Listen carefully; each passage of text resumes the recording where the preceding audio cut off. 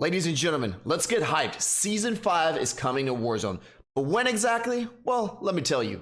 So if we take a look at the official Call of Duty Twitter, we can see they tweeted, "We're giving everyone an extra day to unlock tier 100, but can you get there? Season 5 is now launching Thursday, 8th of the 12th." So that is today.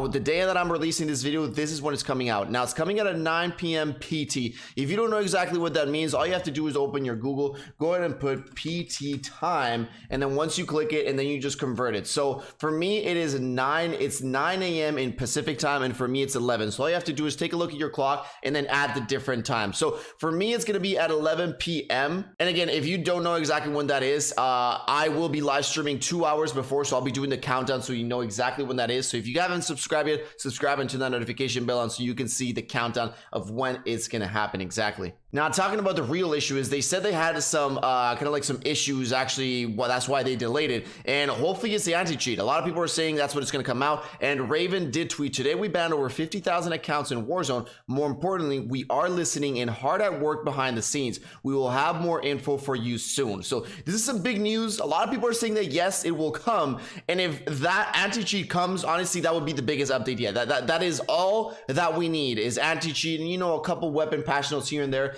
But if they do that, it will be a huge win for Warzone. And now just a little summary of what's going to be coming in the update. It's going to be 5 new multiplayer maps, new battle pass, new weapons. There's going to be, I believe, 4 new weapons, and I'll go over them in just a bit. Double agent mode, new content in zombies, outbreak, onslaught, Dead Ups Arcade 3, and more. And again, here we're just recapping that. Get all the details and patch notes for season 5 starting at 9 p.m. Pacific time, August 12th.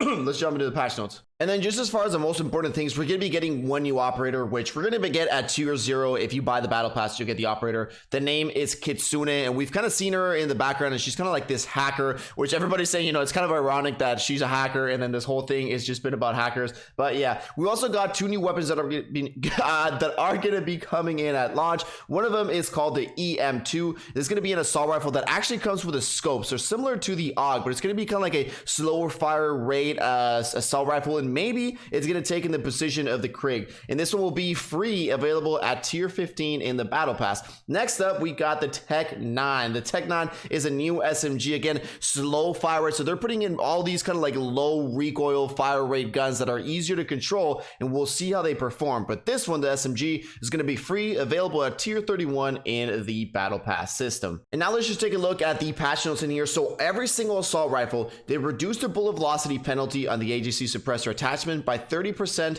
to 15%. They also reduced the bullet velocity penalty on the suppressor attachment from 15% to 8%. And I just noticed that a lot of these patch note updates weren't like directly towards a gun, but they're kind of like fixing the attachments on this one. And then for the XM4, they increased the reload quickness from 2.6 to 2.5, increased vertical recoil control bonus on infantry compensator, reduced horizontal recoil control penalty on infantry. And there's a bunch of things that they did to the XM4. I'm going to leave it right here. If you guys are going to read them all, just go ahead and pause the video right now.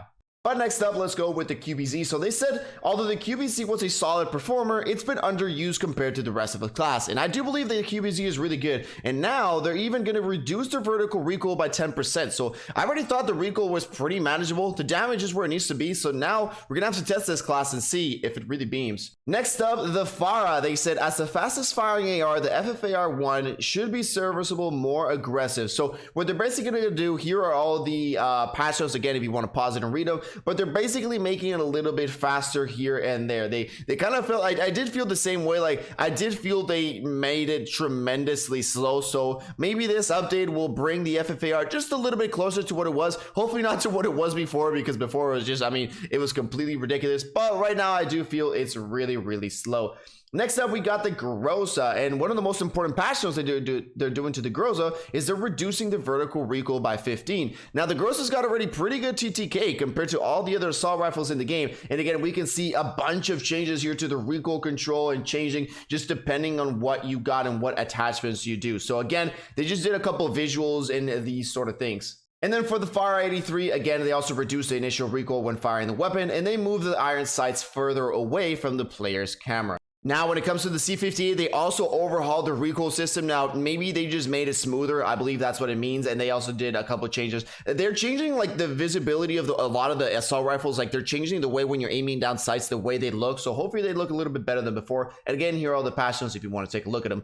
Next up, we got the KSP. And I don't really understand this nerf, but they're nerfing it even more. Apparently, it says that the KSP has recently overperformed at ranges. We feel it's better suited than other weapons. But I mean, yes, it was good at range, but I never saw somebody running the KSP, but I guess it's receiving a nerf. So they reduced the effective damage range and they slowed the burst fire delay. So I don't know what they're doing. I don't know what the team is doing. Maybe they're taking some drugs back there. I don't even know, but yeah, apparently that's what they're doing. And again, here we go with another one with the LC10, which was already bad, and now they're making it even worse. Again, nobody used the LC10 after everything that's been going on, but another nerf coming here. Reduce the medium range damage range and increase the recoil on the first and 12th bullets. Again, not sure why they did this, but that's what it is. And also the dual pistols were really OP, so like the M19s were getting kind of a little traction. So what they're doing here is that if you have dual wield, they reduce movement speed by 5% and reduce strafe speed by 5%. And ladies and gentlemen, that was everything that had to do with Warzone, the most important things. Let me know what you think in the comment section. Peace out, everybody.